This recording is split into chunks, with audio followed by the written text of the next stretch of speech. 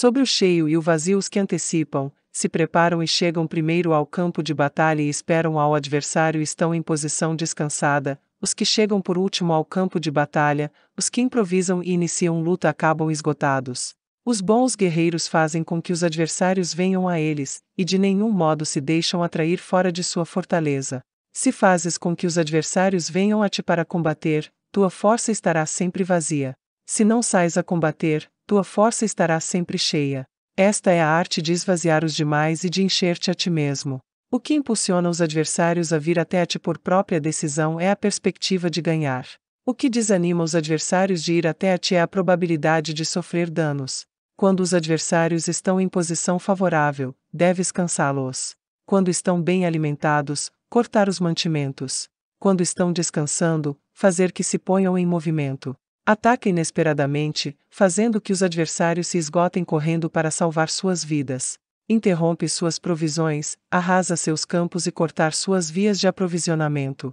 Aparece em lugares críticos e ataca donde menos se o esperem, fazendo que tenham que acudir ao resgate. Aparece onde não possam ir, dirige-te até onde menos esperem. Para deslocar-te centenas de quilômetros sem cansaço, atravessa terras despovoadas. Atacar um espaço aberto não significa só um espaço em que o inimigo não tem defesa. Enquanto sua defesa não seja estrita, o lugar não esteja bem guardado, os inimigos se dispersarão ante ti, como se estivesses atravessando um território despovoado. Para tomar infalivelmente o que atacas, ataca donde não há defesa.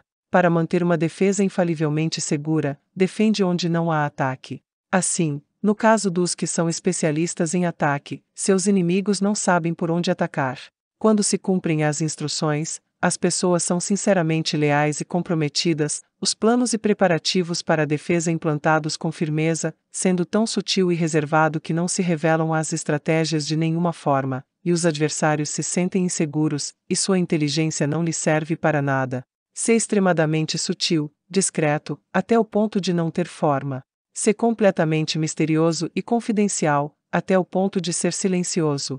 De esta maneira poderás dirigir o destino de teus adversários. Para avançar sem encontrar resistência, arremete por seus pontos débeis. Para retirar-te de maneira esquiva, se é mais rápido que eles.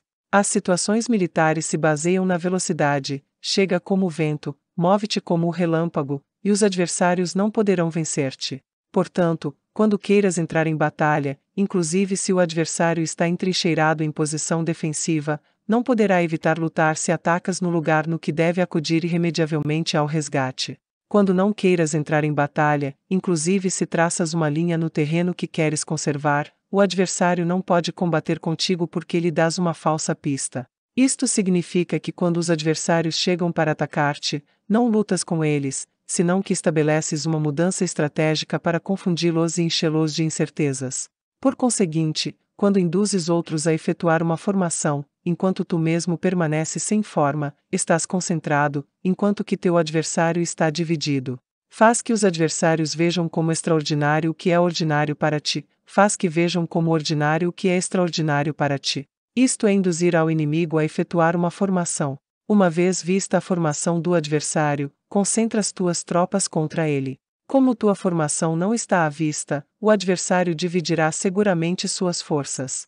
Quando estás concentrado formando uma só força, enquanto o inimigo está dividido em 10, estás atacando uma concentração de 1 contra 10, assim tuas forças superam as suas. Se podes atacar a uns poucos soldados com muitos, desanimarás o número de teus adversários. Quando estás fortemente entrincheirado, estás forte atrás de boas barricadas, e não deixas filtrar nenhuma informação sobre tuas forças, sai fora sem formação precisa, ataca e conquista de maneira irrestrita. Não devem conhecer onde pensas liberar a batalha, porque quando não se conhece, o inimigo destaca muitos postos de vigilância, e no momento que se estabelecem numerosos postos só tens que combater contra pequenas unidades. Assim, pois, quando sua vanguarda está preparada, sua retaguarda é defeituosa, e quando sua retaguarda está preparada, sua vanguarda apresenta pontos débeis. As preparações de sua ala direita significarão carência em sua ala esquerda. As preparações por todas partes significará ser vulnerável por todas partes. Isto significa que quando as tropas estão de guarda em muitos lugares, estão forçosamente espalhadas em pequenas unidades. Quando se dispõe de poucos soldados se está na defensiva contra o adversário, o que dispõe de muitos faz que o inimigo tenha que defender-se. Quanto mais defesas induzes a adotar a teu inimigo, mais debilitado ele ficará. Assim, se conheces o lugar e a data da batalha, podes acudir a ela mesmo que estejas a 1000 quilômetros de distância. Se não conheces o lugar e a data da batalha, então teu flanco esquerdo não pode salvar ao direito, tua vanguarda não pode salvar a tua retaguarda, e tua retaguarda não pode salvar a tua vanguarda, nem mesmo em um território de umas poucas dezenas de quilômetros.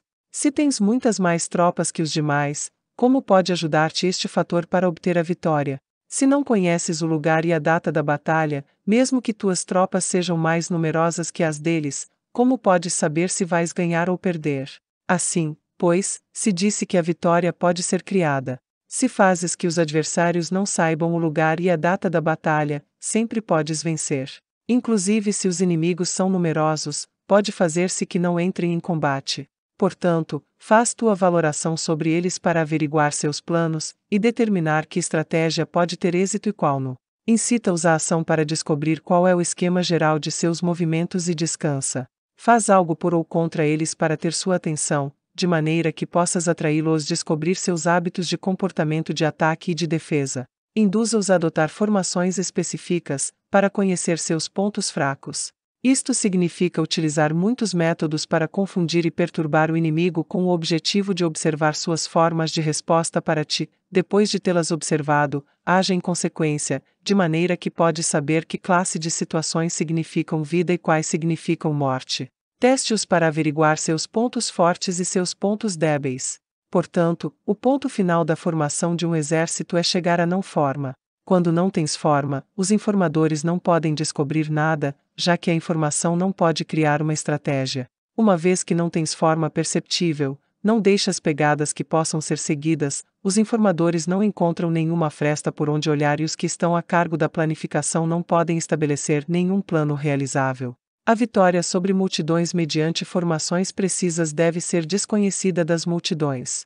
Todo mundo conhece a forma que resultou em vencedor, porém ninguém conhece a forma que assegurou a vitória. Em consequência, a vitória na guerra não é repetitiva, senão que adapta a sua forma continuamente. Determinar as mudanças apropriadas significa não repetir as estratégias prévias para obter a vitória. Para consegui-la, posso adaptar-me desde o princípio a qualquer formação que os adversários possam adotar.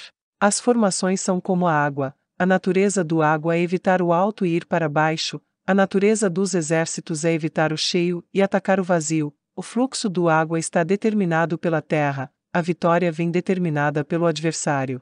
Assim, pois, um exército não tem formação constante, o mesmo que o água não tem forma constante. Se chama gênio a capacidade de obter a vitória cambiando e adaptando-se segundo o inimigo.